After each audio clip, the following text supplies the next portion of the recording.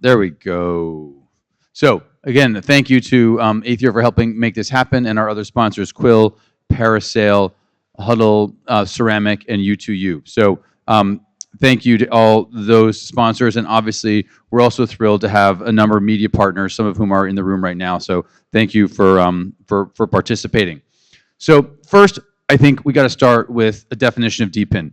If you've been at Token 2049 here for more than a minute, you've seen lots of DePIN events and lots of DePIN projects, but I think we need to have a common definition because everyone is trying to tack onto this space here. So I think it's crowdsourced physical infrastructure that is connected in network, that provides a service, so that does not include block production. That's a kind of a critical nuance here, and that's secured and incented by crypto economics.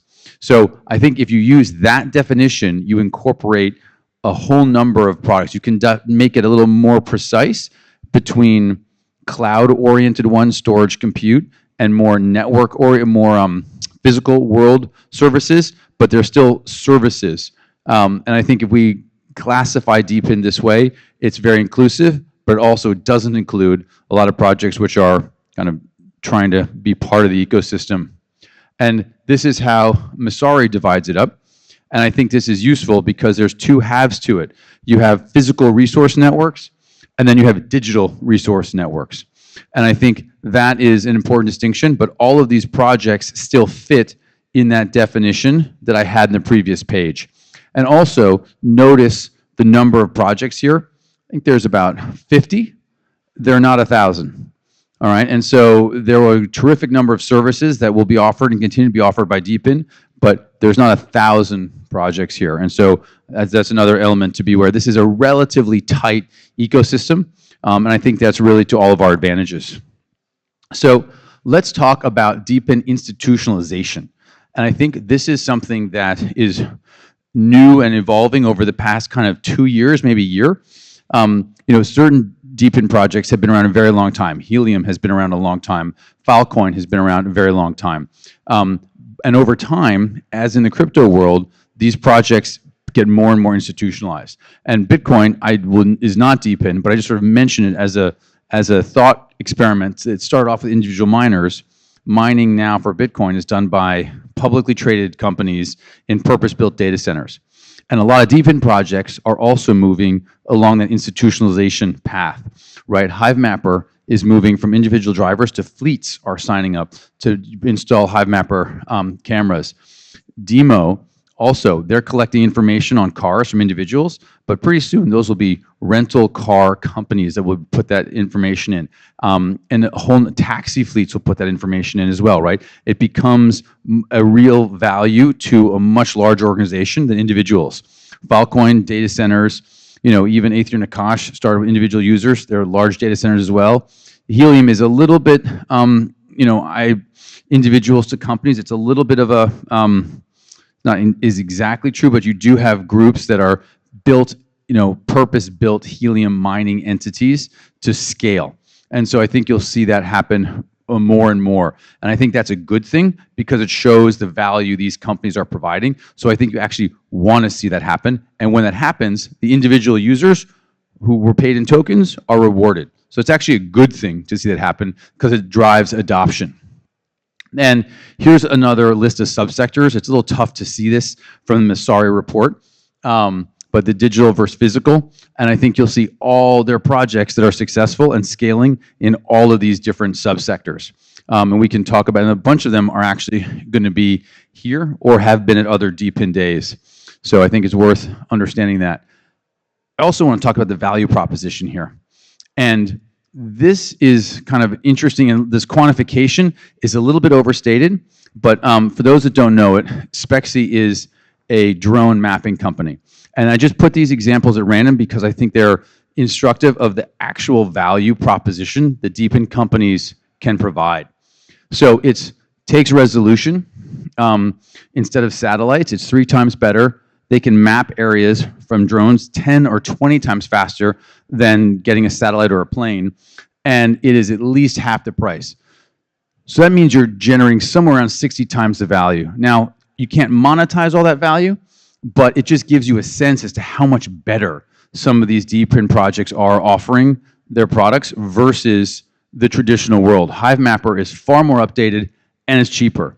GeoNet is about 100x more precise, and it's 1/10 the cost. And Helium, we're going to hear a lot more about Helium than I can say, but I think the connectivity from a cell phone perspective, we'll hear from Noah about that, but the cell phone, I think, is about 25 to 30% to do a Helium mobile plan versus a traditional plan, right? So real savings. And Demo is allowing a brand new ecosystem of applications across any type of manufacturer, car manufacturer. So it's a whole new opportunity. So I think when people talk about is crypto adding value, like this is what I think about, because this is massive value add that's very clear and everybody can see. And the cheapness is piece of it, but there's also much more enhanced service. And I think we're in a special subsector of crypto that can actually point to this. And I think that is going to drive adoption and more interest in DePIN. And that's why it's not a meme. And I think that most of crypto is a meme to one extent or other. Even layer ones, right? You're buying a layer one coin because you think it's going to be better than the next, because other people think it's going to be better than the next, and it goes up for all those reasons, right? It's not actually generating a massive amount or significant amount of revenue at all. There may be transactions. Are they real? Are they fake? Do they go through, et cetera? There's all these debates, right? But DePIN is generating revenue. And when you're generating revenue, you are going to be valued on that revenue. And then that is going to lead to a lot of focus on token economics, which I'm going to get into in my talk as well. But I think most of crypto is a meme. And by the way, memes are terrific and they're powerful and they're not going to go away. DePIN is different. And I think this is going to lead to our subsector having more scrutiny on it in some ways and actually having a terrific amount of value as well. So just a couple of slides here that I stole from a friend of mine. This is exposure by fund, and you're going to see some of these funds actually on a panel at the end of today. You'll see EV for sure is on it, and DCG is on it as well. So a lot of exposure here from funds, and I think you're going to continue to see exposure in the sector increase. These are the top DePINs by capital raise. Now, this is a perfect example of my previous comment. I don't think Fetch AI really counts as DePIN, and I'm not sure Brain Trust counts as DePIN either, but they've made it onto this list. Other people, obviously count, and I think, Andrina is going to be speaking here as well. We heard Dean with the last one. Helium is following me. So thrilled to have a bunch of these projects here, but real capital deployment, real capital investment, and real value here. So I think you're seeing a terrific amount. This interest is going to continue, which I think we all know and are looking forward to. And this interest is, evidenced by a lot of reports. A bunch of exchanges, Binance, KuCoin, et cetera, Coinbase have published reports on DePIN. Masari does one every year, and there's more coming out every couple of weeks. So there's clearly interest in DePIN, which is good. That's only going to ramp up. There's media interest in it, more and more articles about it. We have journalists in the room. I think that is what more evidence of that do you need? And we do our DePIN days, and we've had 1,000 people attend these over time, and I think we're going to continue doing them. Appreciate your guys' attendance here. It shows that there's continued interest. Pay attention for those going to Bangkok. We're going to do a DePIN day in Bangkok on November 10th, so hope to see many of you there.